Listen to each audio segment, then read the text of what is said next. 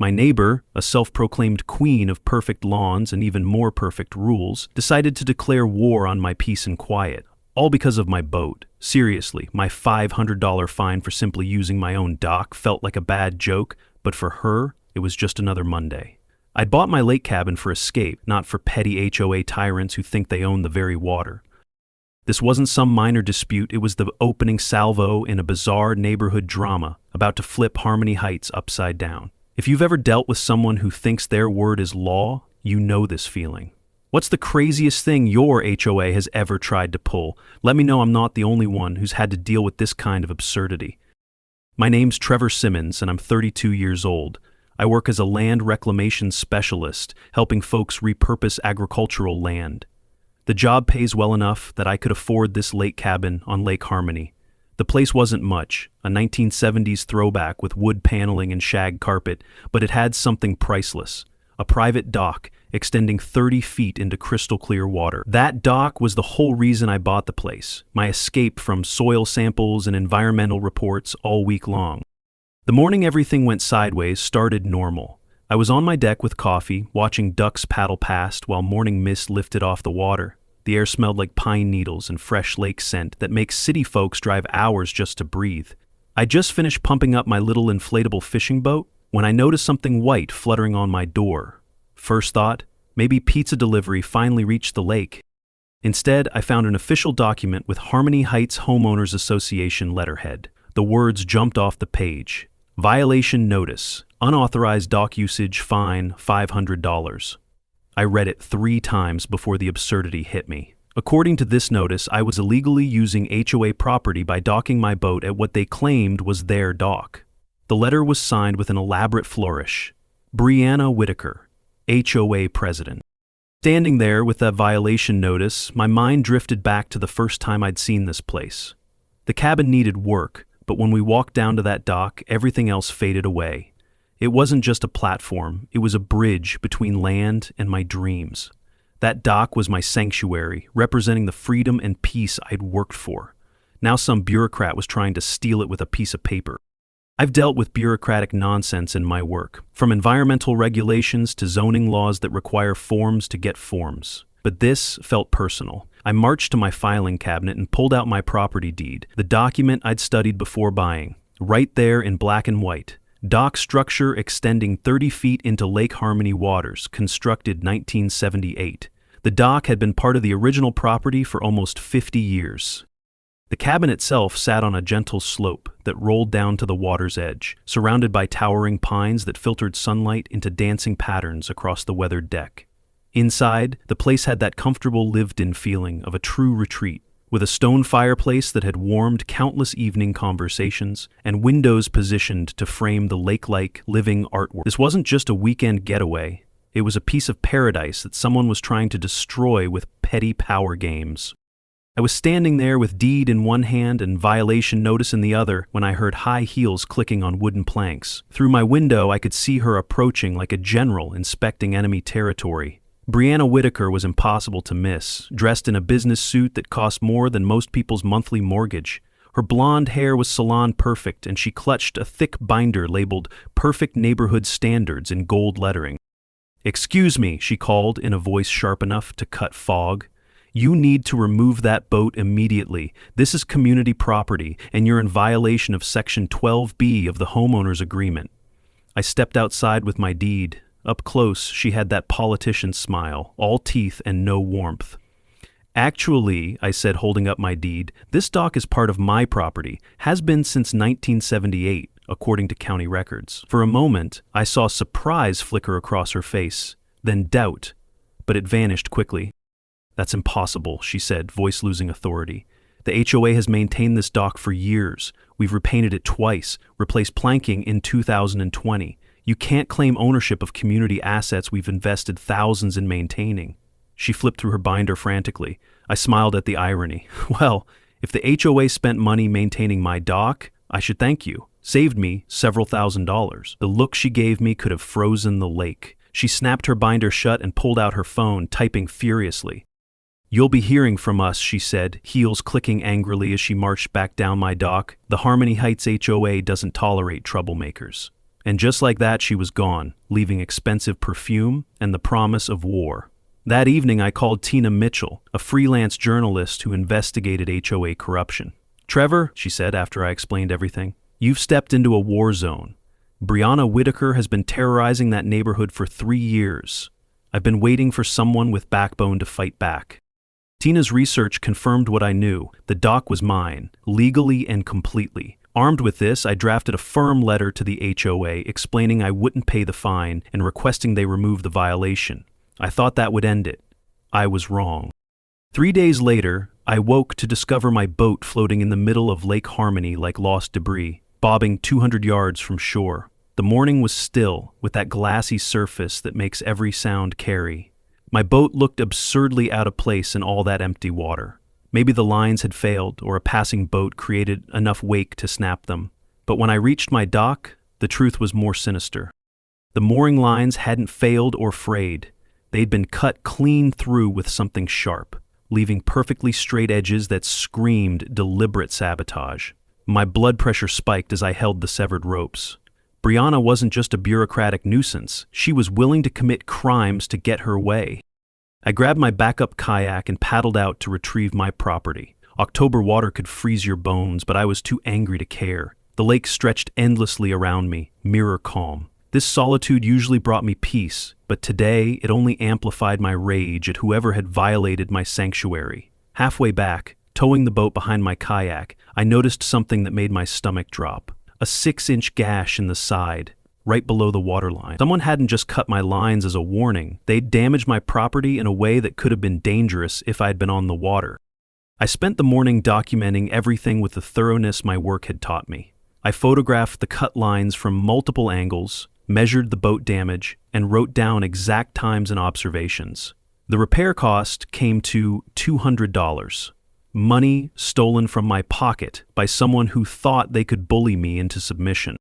But sitting in the marine repair shop, watching the technician patch my boat, I had an idea. If Brianna wanted to play games with my property, I'd make sure I had evidence next time. I stopped by the electronics store and picked up a small GPS tracker, waterproof, and able to run for weeks on a single charge. That evening, after my boat was repaired, I carefully concealed the tracker inside the storage compartment. If someone messed with my boat again, I'd know exactly where it went and when. Before installing the tracker, I called my old college roommate Mike, who now worked as a corporate security consultant in the city. "Trevor," he laughed after I explained the situation, "you're dealing with a classic small-time dictator who's drunk on power. These HOA types are all the same. They think a little authority makes them untouchable. But here's the thing about bullies. They always escalate until someone makes them stop. Document everything, stay one step ahead, and eventually they'll hang themselves with their own rope. Just don't let them drive you crazy in the process." Mike's advice was solid, but he hadn't seen the look in Brianna's eyes when she realized I wasn't going to roll over. This wasn't just about power, it felt personal, like she'd made destroying me her mission in life. 2 nights later, around 2 in the morning, my phone buzzed with an alert. My boat was moving. I pulled up the real-time map and watched a blue dot trace a deliberate path from my dock to the far side of the lake, where it stopped near the HOA's community pond. I grabbed binoculars and stepped onto my deck, but the distance was too great to see details in the darkness. The next morning brought vindication beyond my expectations. I found my boat tied to a fallen tree on the opposite shore, another 200 yards from my dock. No additional damage this time, but the message was clear. Stay in line or we'll keep making your life difficult. What they didn't realize was that my GPS tracker had recorded everything in digital detail that would hold up in court. I had precise coordinates showing my boat's exact path, timestamps proving when each movement occurred, and speed data proving human intervention. The tracker had even recorded a 15-minute stop directly adjacent to the community pond. I shared this evidence with Tina, who was practically vibrating with excitement. "Trevor, this is gold," she said. "What they're doing is criminal vandalism, trespassing, possibly theft. We need to document everything and build a case." She helped me draft another letter, including GPS data printouts and a formal complaint about escalating harassment. That evening, my neighbor Thomas Reynolds knocked on my door with beer and a story that made my blood boil. Thomas was a retired plumber in his 50s who'd lived on the lake over a decade. "Trevor," he said, settling into my deck chair, "I've been watching what Brianna's doing to you, and it's not right. But you should know, you're not the first. Thomas told me about the Martinez family, forced to sell their cabin the previous year after Brianna hit them with violation after violation. Their crime? Painting their front door a shade of blue not on the approved color list. The fines started small, but escalated until the family couldn't afford to fight. She bled them dry, Thomas said, gripping his beer bottle, made their lives so miserable they had no choice but to sell and move away. As Thomas talked, I found myself tapping fingers on the table, a habit when thinking through complex problems. The pattern was clear. Brianna wasn't just power-hungry, she was a predator, targeting people she thought couldn't fight back. The Martinez family had been vulnerable as newcomers who didn't understand their rights. She probably thought I'd be another easy target. That night, I sat on my deck staring at the lake. The water was mirror-smooth, reflecting stars like scattered diamonds. Usually this calmed my nerves, but tonight all I could think about was justice and the growing certainty that Brianna had picked the wrong person to mess with. The unauthorized surveillance fine was Brianna's attempt to escalate our conflict, but it was also her first serious mistake. In her eagerness to punish me for gathering evidence, she'd revealed something crucial. She was scared and acting defensively. People confident in their position don't lash out with $1,000 fines over GPS trackers on someone else's property. I sent all evidence to Tina, along with a formal letter demanding legal justification for their escalating harassment. Tina helped research legal precedents, and we discovered HOAs have far less power than they like people to believe, especially regarding activities on private property. Brianna's response came as a certified letter threatening legal action for invasion of privacy and unauthorized surveillance of community assets. The letter used dense legal language designed to intimidate, full of phrases like actionable offenses and monetary damages that sounded impressive but had no real meaning when tracking my own property. I was reading Brianna's threats for the third time when Tina called with information that changed everything. "Trevor," she said, voice crackling with excitement, "I've been digging into the HOA's financial records. Want to guess who actually owns that community pond Brianna treats like her personal kingdom?" The community pond was Brianna's crown jewel, a pristine 2-acre water feature she'd spent years perfecting. She'd installed decorative fountains, planted ornamental grasses, and stocked it with expensive koi fish. Neighbors often saw her by the pond at sunrise, checking her perfect neighborhood standards binder. As I walked the perimeter, I noticed small brass plaques, memorial garden, reflection area, educational nature display. Every square foot was planned and labeled, turning it into something sterile and controlled, far from naturally beautiful. That's when the idea hit like lightning. I'd spent years working with farmers and ranchers, helping reclaim damaged land for livestock operations. I knew exactly what permits were needed for livestock facilities, and I had all the contacts to make it happen quickly and legally. More importantly, I had access to something that would make Brianna's perfect neighborhood miserable: cattle that loved wallowing in mud. In my line of work, I'd seen how controlled livestock grazing could actually improve ecosystem health, breaking up compacted soil and creating diverse habitats that sterile landscaping could never match. What Brianna saw as perfection, I saw as an opportunity to create something genuinely beneficial to the environment, while simultaneously destroying her symbol of control. I spent 2 days researching the property listing and running numbers. The pond was outside HOA jurisdiction for zoning, meaning once I owned it, they'd have no authority to stop me using it however I wanted. The land was already zoned agricultural, and livestock operations were specifically permitted with basic environmental guidelines I could easily meet. The more I thought about it, the more perfect it became. Brianna had spent years turning that pond into her symbol of suburban superiority. She held HOA meetings there, brought prospective buyers to showcase amenities, had professional photos taken for marketing materials. Destroying that symbol would cut the heart out of her power structure. I called Thomas that evening. "I need to borrow $50,000, I said without preamble. "I want to buy the HOA's pond and turn it into a cattle operation that will make Brianna's life miserable while staying completely legal." Long pause, then deep laughter. "Trevor," Thomas said, "that's the most beautiful revenge plan I've ever heard. When do you need the money?" Thomas had been saving for cabin renovations, but was willing to lend me the cash to take down Queen Brianna. "She's made this neighborhood miserable too long," he said as we shook hands. "Besides, I've always wanted to see what happens when an unstoppable force meets an immovable object." The next morning, I drove to the county courthouse and filed paperwork to purchase the pond property. The process took less than 2 hours. By noon, I owned Brianna's most treasured community asset. Best part? The sale wouldn't be public record for 72 hours, giving me 3 days to implement my plan before she discovered what happened. I spent those days making calls and arranging deliveries. First, I contacted excavation companies to modify the pond's drainage. Then I called farmers I'd worked with and arranged to lease a dozen head of cattle. By Thursday morning, everything was in place for the transformation of Brianna's crown jewel into something she'd never recover from seeing.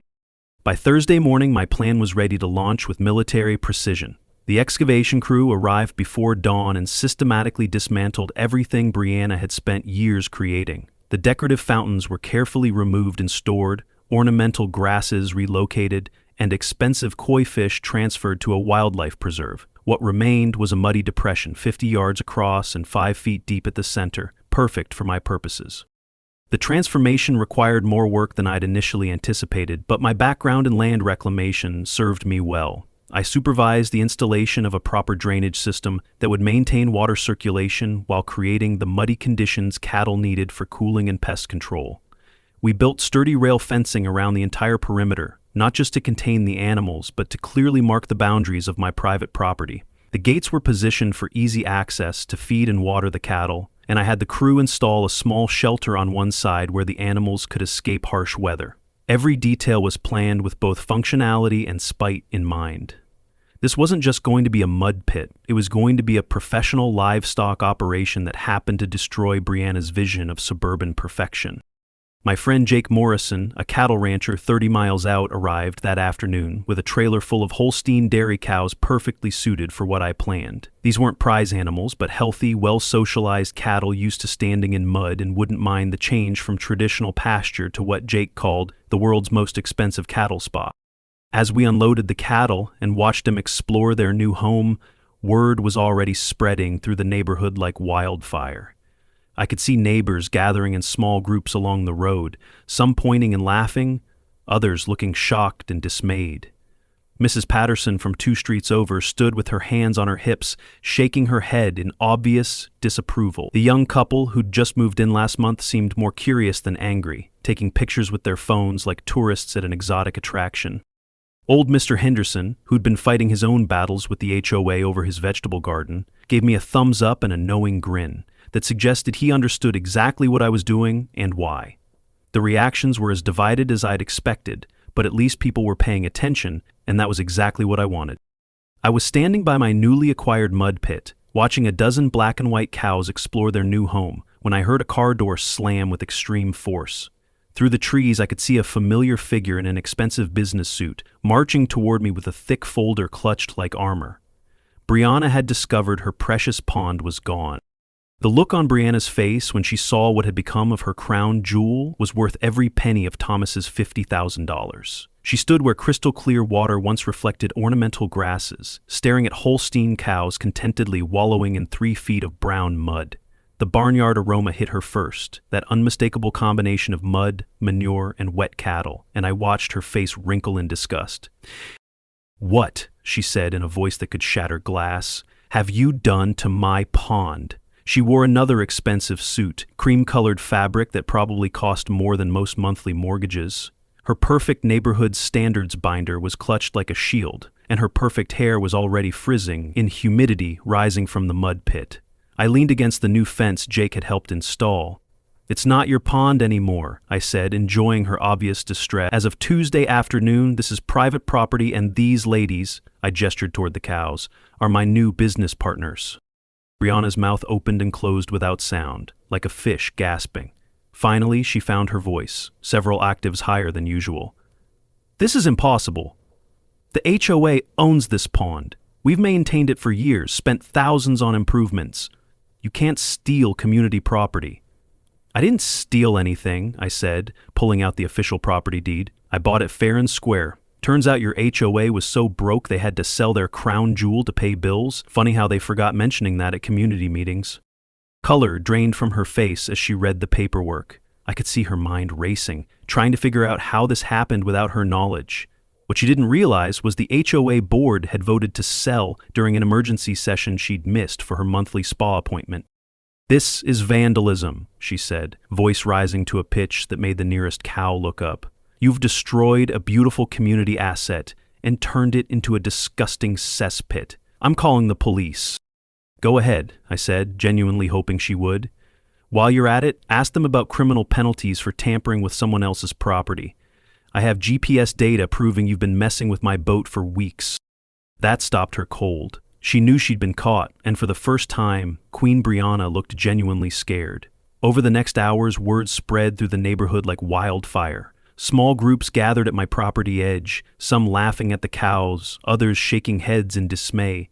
The sound carried across water too, that distinctive lowing meaning dinner time, and I could see lights in cabins that had never worried about barnyard noises. Thomas stopped by with beer and a grin, stretching ear to ear. "Trevor," he said, setting up a chair with perfect mud pit view, "this is the most beautiful thing I've ever seen. Brianna spent 40 minutes in her driveway this afternoon just staring at your cows and hyperventilating." The real test came next morning when I walked out to feed cattle and found a crowd by the fence. Some looked angry, sharing Brienne's opinion that I'd destroyed something beautiful, but others seemed curious about the cows, and a few were laughing at the absurdity. That afternoon, Tina arrived with a television camera crew. "Trevor," she said, barely containing excitement, "I pitched this as David versus Goliath about HOA overreach, and they want a feature segment. Ready to be famous?" The interview was surreal. I found myself explaining to a reporter why I'd bought a community pond and filled it with cattle, while the cows provided perfect background entertainment, mooing at exactly the right moments like professional actors. "This isn't about revenge," I told the reporter, though I wasn't entirely convinced myself. "This is about property rights and the principle that HOAs can't bully people into submission. I legally purchased this land, and I'm using it for its designated agricultural purpose." The local news story transformed my cattle operation from neighborhood curiosity into regional sensation. By 8 the morning after it aired, cars with out-of-state plates lined the main road, and people walked to my fence with cameras, taking pictures like my cows were exotic zoo animals. My mud pit had become an overnight tourist destination. The attention was hilarious and mildly overwhelming. I'd expected local interest, maybe neighbors stopping by, but not becoming center of a regional story about property rights that resonated with people who'd battled overzealous HOA. My phone rang constantly with reporters wanting interviews and legal advocacy groups offering help. It seemed my unique brand of defiance had struck a nerve across the country, turning me into an unlikely folk hero for anyone fed up with petty bureaucracy. The sheer volume of supportive messages, emails, and even postcards was astounding, a testament to the universal frustration people felt towards overbearing authority figures. Around 10 that morning, a minivan pulled up, and a family of 5 climbed out, the parents looking excited while 3 kids bounced with energy. "Excuse me," the father called out, approaching my fence with a camera. "Are you the cow guy from TV? My kids saw the story and begged us to drive out here."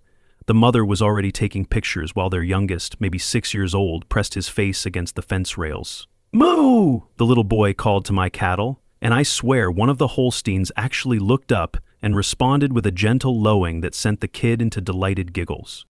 "Can we pet them?" the daughter asked, maybe 10 years old with pigtails.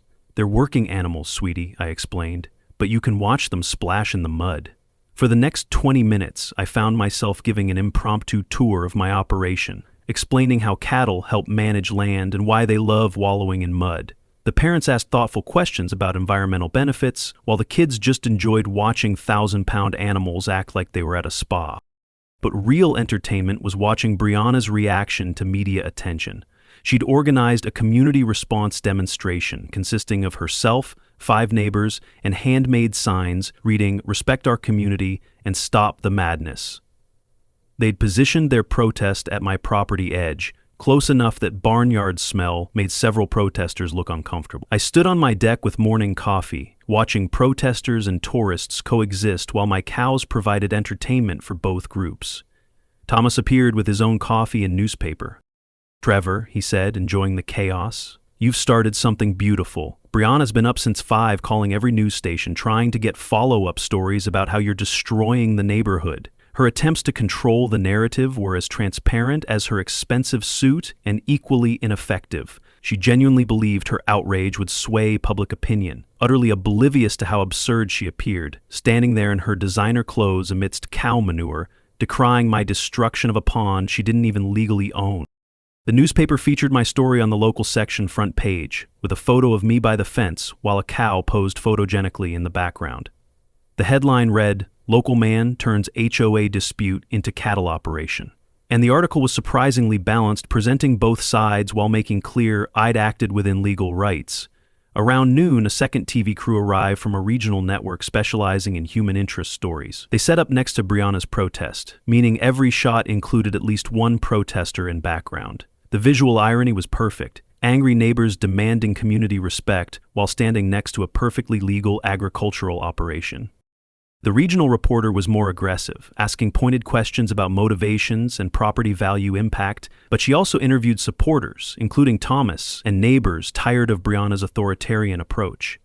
"This neighborhood's been divided for years," Thomas told the reporter while Brianna glared from 20 feet away. "There are people who think the HOA should control every aspect of our lives, and people who want to be left alone. Trevor's just the first with courage to fight back." The interview that really made the story was when the reporter cornered Brianna near her protest signs. What I found fascinating was watching the camera crew's reaction as they filmed her. The cameraman kept exchanging glances with the sound technician, subtle eye rolls that suggested they'd encountered this type of self-impertinent HOA president before. When Brianna demanded they stop filming because she didn't like the angle, the reporter's smile became noticeably more forced. "Ma'am, we're on public property," the reporter said with professional patience that barely concealed her irritation. The lighting assistant actually snorted when Brianna insisted they reshoot her opening statement because a cow had mooed in the background, claiming it was deliberately disruptive.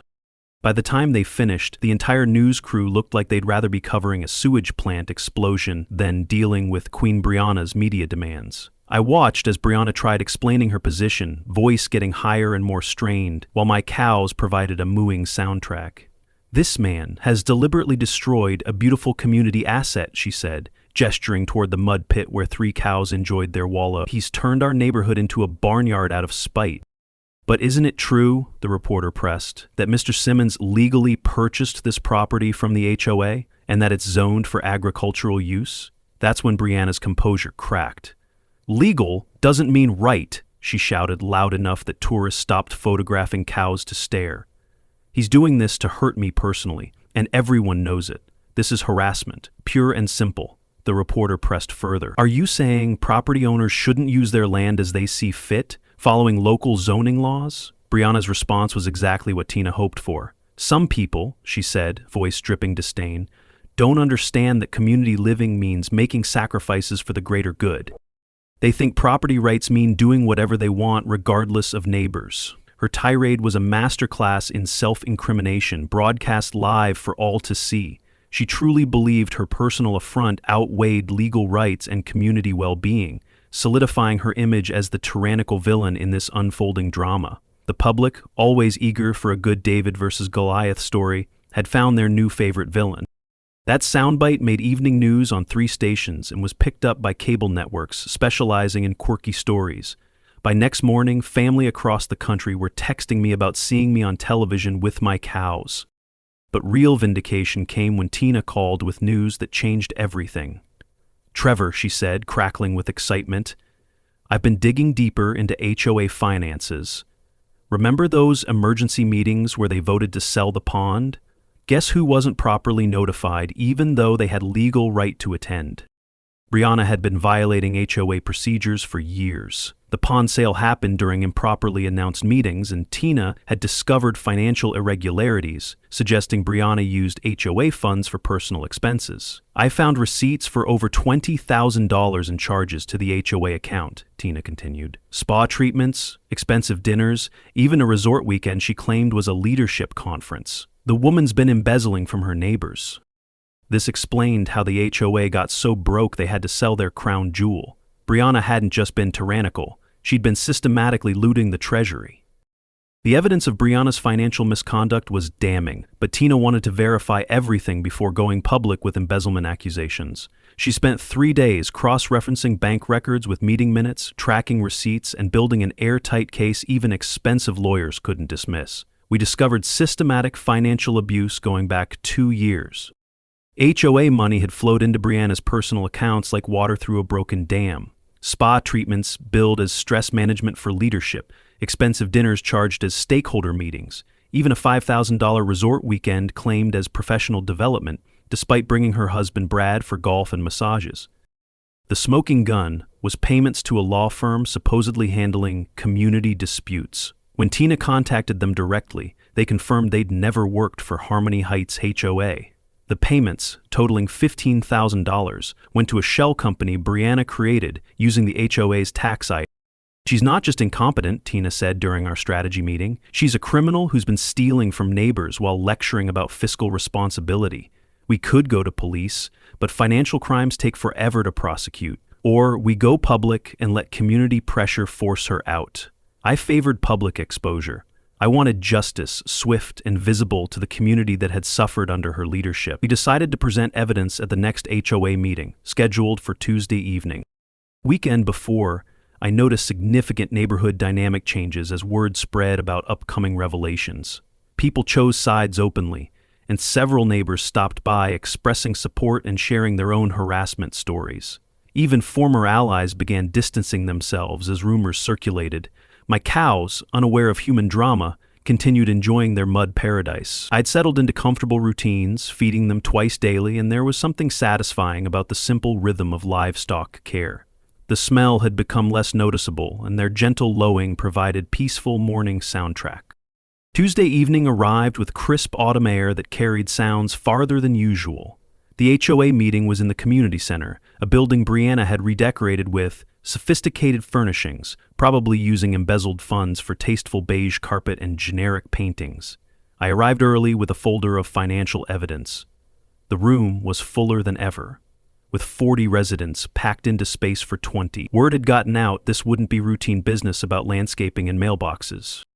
Brianna entered exactly at 7, dressed in her most expensive suit and carrying her perfect neighborhood standards binder like a religious artifact. She'd spent extra time on hair and makeup, moving with forced confidence of someone walking into hostile territory. Ladies and gentlemen, she began with that imperious tone, I want to address rumors about HOA finances. As your elected president, I take fiscal responsibility seriously and am prepared to answer legitimate questions. I stood up, holding the evidence folder. I have some questions, I said clearly. The room fell silent as eyes turned to me, then back to Brianna, who suddenly looked less confident. Mr. Simmons, she said, voice higher than usual, I'm sure concerns can be addressed through proper channels. This meeting is for legitimate business, not personal vendettas. Embezzlement is legitimate business, I said, opening my folder and pulling out bank statements. Can you explain why the HOA paid $15,000 to a law firm that says they never worked for us? Or why community funds paid for your spa treatments and vacation trips? The room erupted in angry voices as neighbors shouted questions and demands. Brianna tried maintaining control, banging her gavel, but it was too late. Thomas stood, confirming several board members had been investigating irregularities. Others pointed out the pond sale happened without proper notification. These are lies, Brianna said, voice cracking as she realized how quickly things spiraled. Mr. Simmons is making false accusations because he's angry about boat violations? This is his vendetta against me? But numbers didn't lie, and the paper trail was impossible to dismiss. When I read bank statements aloud detailing thousands in suspicious charges, even loyal supporters shifted uncomfortably. Spa treatments alone totaled $8,000, charged during months the association supposedly struggled with basic costs. The final blow came when Tina stood up, identifying herself as an investigative journalist researching regional HOA corruption. Mrs. Whitaker, she said, voice cutting through chaos, I have documentation showing you created a shell company using the HOA's tax ID to funnel money into personal accounts. Care to comment before I publish? Brianna's composure shattered. She clutched her binder and looked around desperately, seeing only hostile faces. This is conspiracy, she shrieked. You're working together to destroy me because you're jealous of what I've accomplished. The meeting devolved into chaos, with neighbors shouting while Brianna tried regaining control. Finally, someone called for a no-confident vote, which passed 37-3. She was officially removed as HOA president, effective immediately. As the meeting erupted in cheers and shouts, a palpable shift occurred in the room. Faces previously etched with fear or resignation now shone with a newfound sense of liberation. Neighbors who had endured Brianna's petty tyrannies for years embraced each other, a collective weight seemingly lifted. I saw old Mr. Henderson give Thomas a firm handshake, their silent acknowledgement speaking volumes. Brianna, now stripped of her power, was a figure of pathetic defiance rather than a queen. Her once impeccable facade crumbled, revealing the raw fear beneath. Seeing her cowering, a strange mix of triumph and emptiness washed over me. It wasn't the fiery vengeance I had perhaps anticipated, but a quiet, profound victory.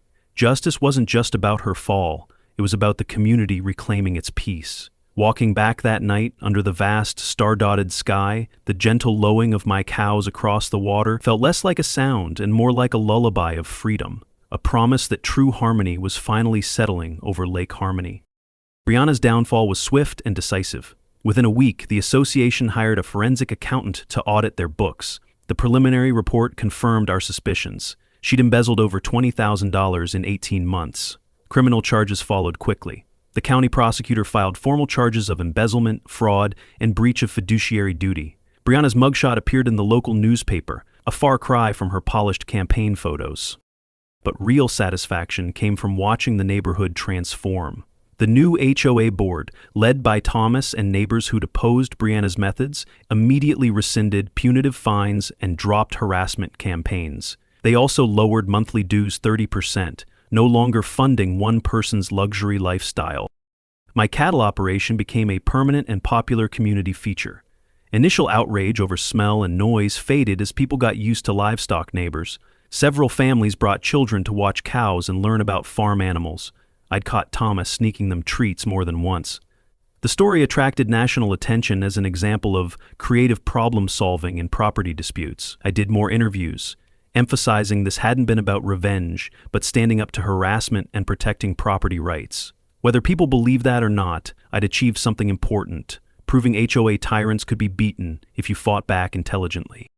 3 months later, Brad Whitaker visited unexpectedly. Brianna's husband looked haggard and embarrassed, aged significantly from stress. "Mr. Simmons," he said awkwardly, "I wanted to apologize for everything. I knew Brianna was getting carried away with HOA stuff, but I had no idea about financial irregularities. I've been going through our accounts with forensic accountants, trying to figure out where stolen money went." I invited him for coffee. Brianna had hidden embezzlement from him too, using separate accounts he'd assumed were for legitimate HOA business. He'd only discovered the truth when the forensic accountant presented findings.